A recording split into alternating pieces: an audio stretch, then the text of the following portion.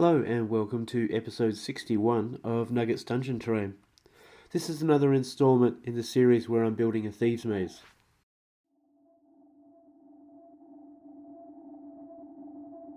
All of the rooms that I've built so far are mechanical and have man-made traps. The trap in this room is different. It's mostly a physical challenge. Can the players stay on the higher level?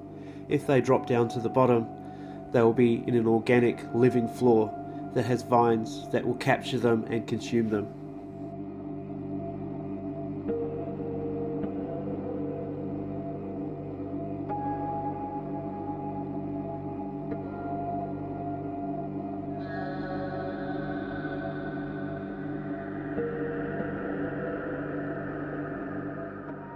This is an artist's medium gel. It's the thing that adds texture to abstract paintings, and I'm applying it with a fondant or icing tool.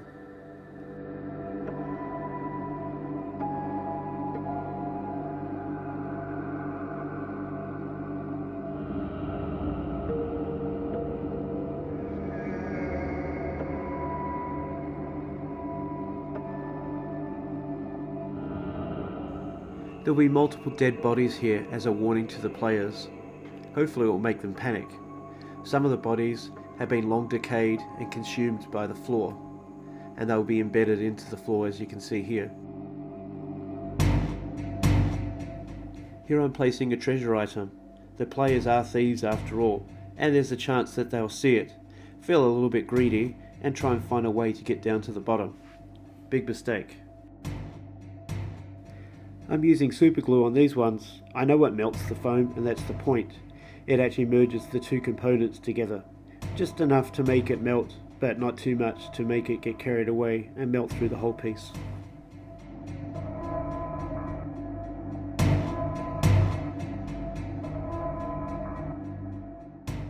You'll notice I'm not worried if the gel covers some of the dead body. It's supposed to look like the floor is consuming the living matter. I've also incorporated some small glass stones that you've probably seen in some of my other projects, just to give it a little bit of different texture and layering.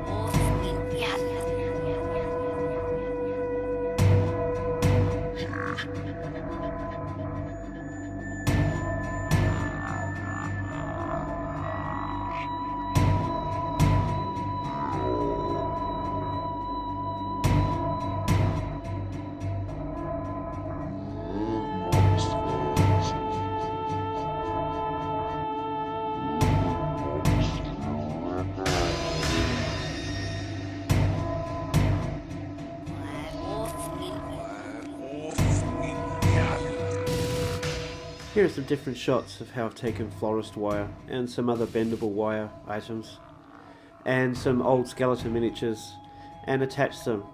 As I've bent the wire around the different pieces, some of them have snapped, which is no problem because I want them to be randomly broken up by the vines anyway. In a couple of sections I've also used small micro or hand drills to make holes straight through the chest cavity and then use the vine to penetrate straight through and continue on its way.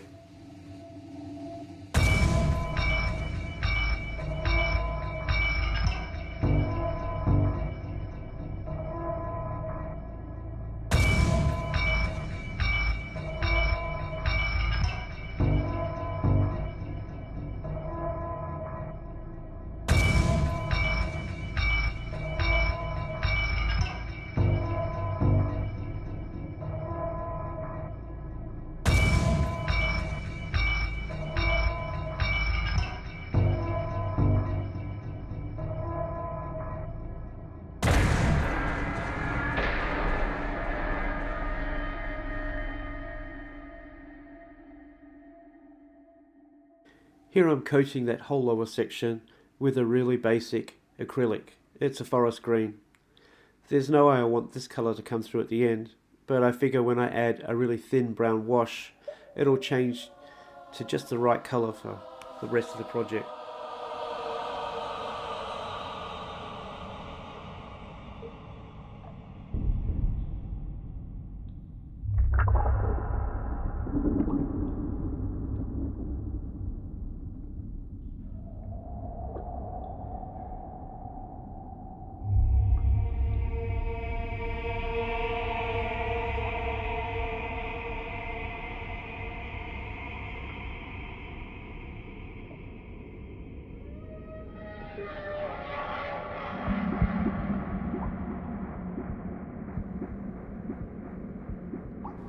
The doors in this section will be only one space wide. It won't marry up perfectly with the other doors in the maze, but that's okay. It will really make this room feel extra claustrophobic, something that you wouldn't want to feel when something's trying to grab at your feet and drag you down.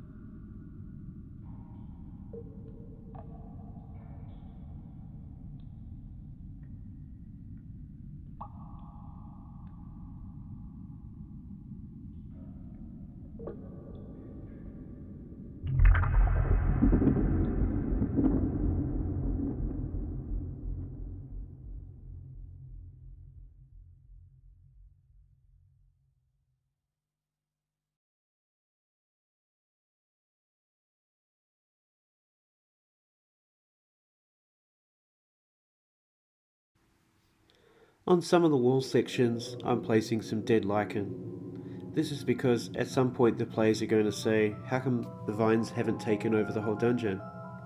And the answer is quite simple. As they attempt to grow up and out of this section, they die off. It's contained within this room.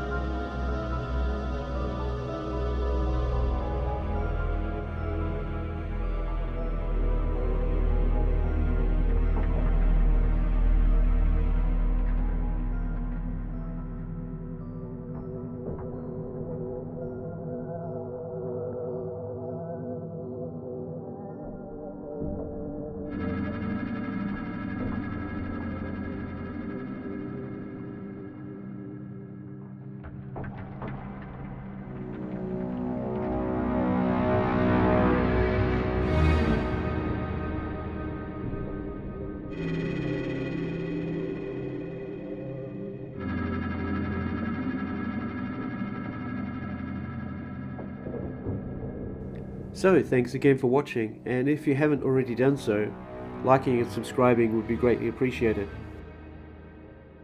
Just a couple of rooms left in this series, and then you get to see how the whole thing fits together.